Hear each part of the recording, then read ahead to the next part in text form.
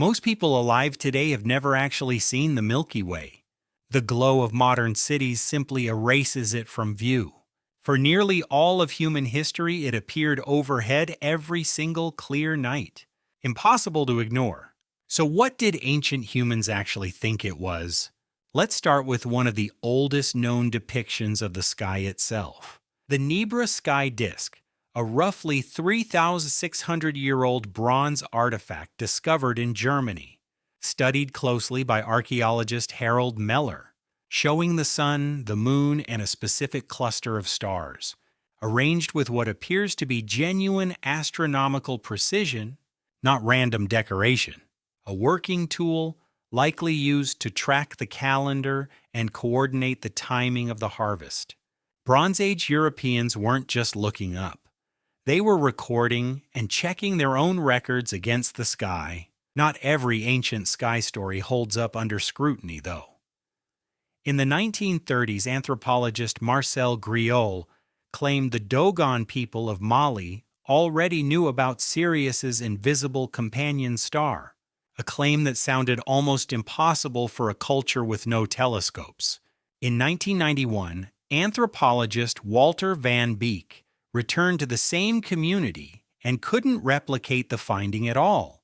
The likely source turned out to be earlier contact with European missionaries and researchers, not ancient secret knowledge. A useful reminder, not every dramatic claim about ancient astronomy survives a second look.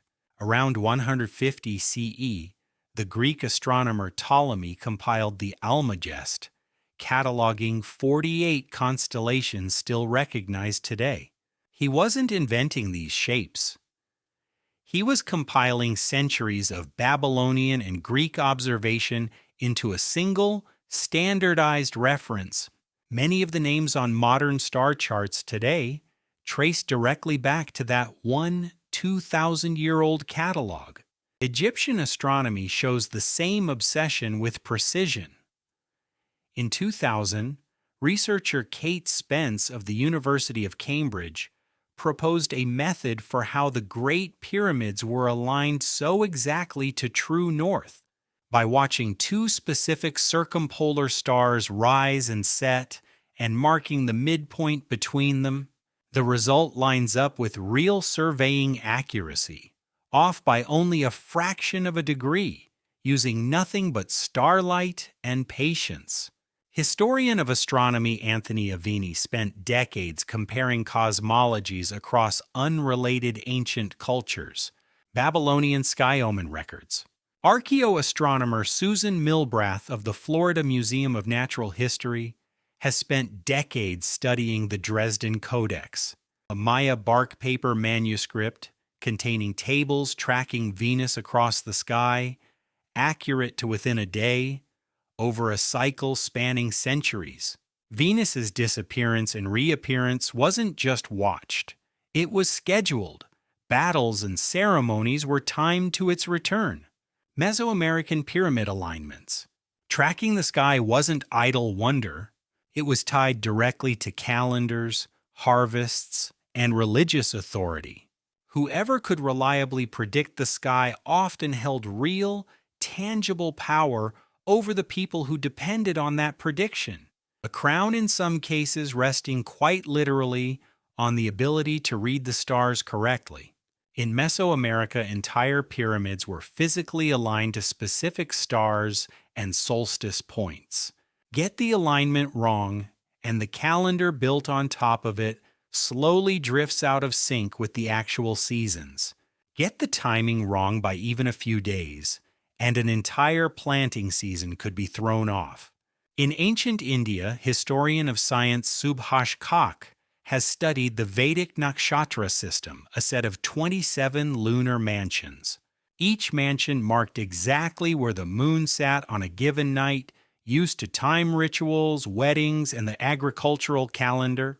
Some form of this system is still consulted today, thousands of years after it was first recorded. Historian David Pankanier of Lehigh University has traced how ancient Chinese court astronomers tied the sky directly to political legitimacy. A sudden shift in the position of a bright planet or an unexpected comet could be read as a direct sign that a ruler had lost the mandate of heaven, which meant court astronomers were tracking the sky every single night for centuries simply to keep their emperor in power. Some ancient astronomy went even further than the stars themselves. On the California coast, researcher Travis Hudson documented a Chumash sky cult built around a single supernatural figure tied to the sky. Rock art panels along the coastline still show the symbol today, painted specifically to align with a winter ceremony marking the solstice. Researcher Duane Hamacher has documented Aboriginal Australian astronomy in detail, where dark dust-lane shapes within the Milky Way itself, not just the stars, were read as constellations with real seasonal meaning. When it appeared upright, it signaled one part of the year. When it tilted, it signaled another, down to exactly when emu eggs would be ready to gather. From Newgrange in Ireland to Chanquillo in Peru, structures built thousands of miles apart share this same obsession with catching one exact moment of light. Astronomer Edwin Krupp, longtime director of the Griffith Observatory, has spent his career cataloging sites like this across the ancient world. Stone circles built so precisely that a single sunrise, once a year, lines up perfectly between two specific stones. People traveled real distances and waited real years just to be standing in the right spot on the one morning it happened. Halfway around the world, researcher Gary Urton of Harvard University found the Inca were doing something strikingly similar to Aboriginal Australians, reading dark patches within the Milky Way as a whole second set of constellations: a llama, a fox, a toad, a serpent, timed to herding and planting seasons. Just like the emu was timed to egg gathering half a world away, two cultures on opposite sides of the planet independently discovering that darkness could be read just as carefully as light. That's a lot of precision for a sky most of us now barely glance at. Nowhere did star knowledge get pushed harder than out on open ocean. Astrophysicist Ray Norris of Western Sydney University has studied how Aboriginal songlines encode real geography set to memorized star positions. A song sung the same way for generations that doubled as a working map, water holes, food sources, and safe routes, encoded entirely in verse and stars. Get a single verse wrong, and you could miss the only water source for 100 miles. Anthropologist Ben Finney studied Polynesian wayfinding traditions in depth.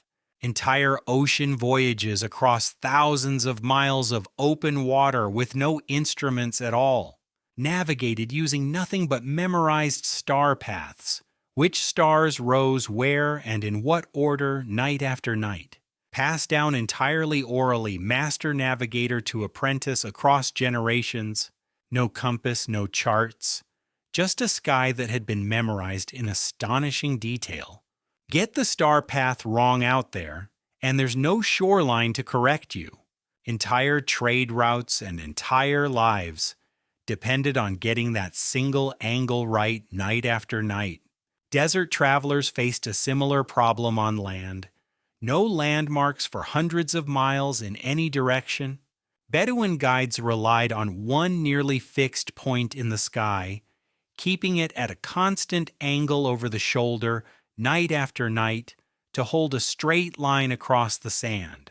A tiny drift in that angle held for days could put a caravan 100 miles off course before anyone noticed.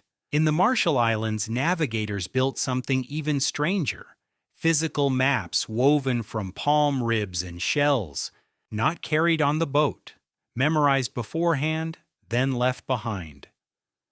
The chart recorded wave patterns and swells, not stars, but it worked alongside the same sky-reading skill. A navigator could feel in the rhythm of the waves beneath a canoe that land was near, long before it came into view. Norse sailors reportedly used a different trick entirely. In 2011, physicist Guy Ropars of the University of Rennes tested the legend of the Viking sunstone, a calcite crystal that splits and polarizes light, letting a sailor find the sun's exact position even through thick cloud cover. Ropars found the method actually works, accurate enough to hold a course on a cloudy day, far from any visible star. So has modern life simply replaced all of that with something better? Not exactly. In 2016, researcher Fabio Falci and colleagues published a detailed light pollution study in Science Advances. There is a small pushback underway. The International Dark Sky Association now certifies specific reserves where the night sky is deliberately protected. People now travel real distances, book campsites months in advance, just to stand somewhere and see what used to be free, every single night, everywhere. Roughly a third of humanity can no longer see the Milky Way from where they live. Most people in North America and Europe face the exact same blank sky. The sky that shaped nearly every ancient cosmology on Earth has quietly become invisible to most of the species that once built entire belief systems around it. The Milky Way itself carried its own recurring idea across cultures that never had any contact with each other. Norse tradition called it a bridge to the realm of the gods. Other traditions called it a road walked by the spirits of the dead, a path overhead, walked by everyone before you, and eventually by you too. Researcher Julien Douy, working with the CNRS in France, has traced one particular star story across dozens of unrelated cultures, known as the cosmic hunt, a bear chased by hunters into the sky, becoming what we now call the Big Dipper. Versions of it show up from Siberia to North America, likely carried along migration routes tens of thousands of years old. The same 7 stars, completely different names, the same instinct to turn them into a story. Think about that for a second. None of these cultures were in contact with each other when they started. They just all had the same sky and the same instinct to take it seriously. Most of us will never navigate an ocean by starlight or align a pyramid to true north. A bronze disc, a ziggurat, a pyramid, a canoe crossing open ocean, all built from the same nightly habit of simply looking up. Ancient humans didn't need a telescope to take the sky seriously. They just needed it to be visible. We're the first humans in history who mostly have to imagine what they were looking at.